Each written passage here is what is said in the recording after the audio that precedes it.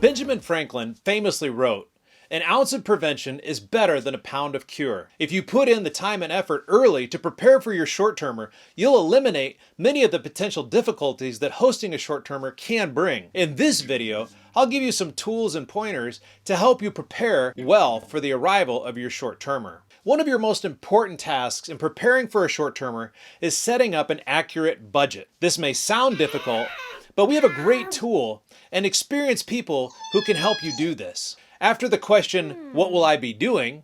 the second question that most potential short-termers want answered is, "How much will it cost?"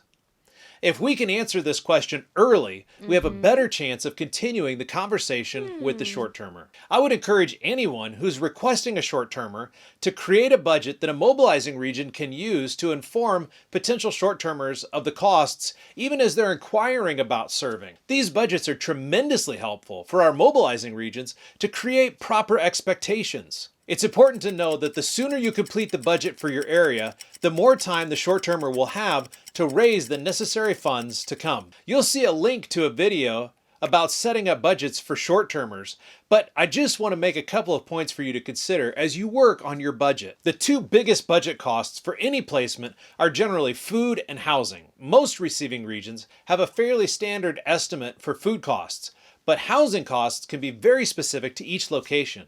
It's helpful to talk with your regional office about housing costs as you set up the budget. Some regions have short-term housing cost pools. As you consider the cost of a short-termer's housing, make sure that you include costs associated with security, utilities, house help, and any other regular costs that the short-termer may encounter. In your reading for this lesson, you looked at a short section on setting up housing. One of the primary objections I've heard from people about hosting short-termers is that people are not excited about having someone live with them for several months in their home. In some cases, hosting a short-termer may mean having a house guest for an extended period of time. For some people, that might even be preferable. However, I want to assure you that most of our short-termers do not live with their field facilitators.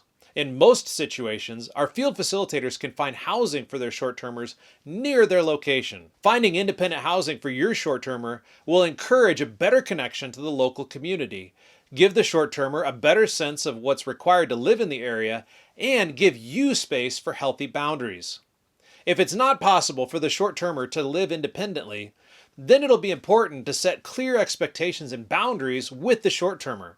It would be good to think about what these boundaries and expectations will be before your short-termer arrives. You will also need to provide a copy of the risk assessment for your area to any mobilizer who finds a short-termer to serve with you. So it's helpful to ensure that you have access to an up-to-date security assessment for your area. You'll also need to make sure that your contingency plans will be able to accommodate additional personnel. Becoming a belonger in the community is a key goal for any cross-cultural worker.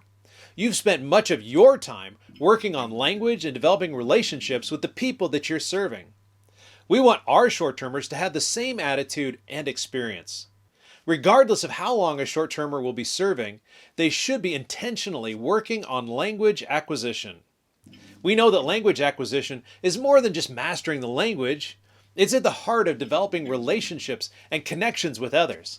That's why it'll be very helpful for you to be proactive in identifying someone who can work as a language helper for your short-termer. Participating in a homestay is another way to encourage a short-termer's journey towards becoming a belonger in the community. And it can help to jumpstart relationships. Before your short-termer arrives, be looking for opportunities where you might be able to arrange a homestay for them. If you're watching this training, you probably have a lot of experience packing.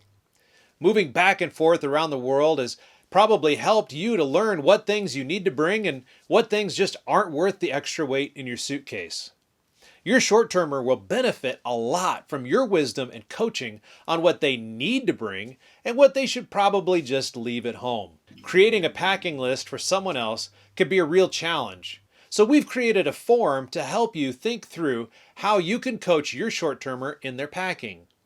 You should obtain a copy of the packing template from your regional office, but if you don't, you can always ask them for a copy of the form. Hopefully, this section has given you the tools that you need to prepare well for the arrival of your short-termer. If this is your first time receiving a short-termer, then these tasks will take a little more of your time and effort. Hopefully, the work that you put into this process up front will make receiving subsequent short-termers in the future easier. I'm confident that if you put in the work before the short-termer arrives, there will be less opportunity for unmet expectations for you and your short-termer. Remember, there's a whole host of people who are ready and willing to help you in this process. Don't hesitate to connect with your unit leader, your regional office, or even the International Short-Term Program Director. We all want to make this process as smooth and efficient for you as we can.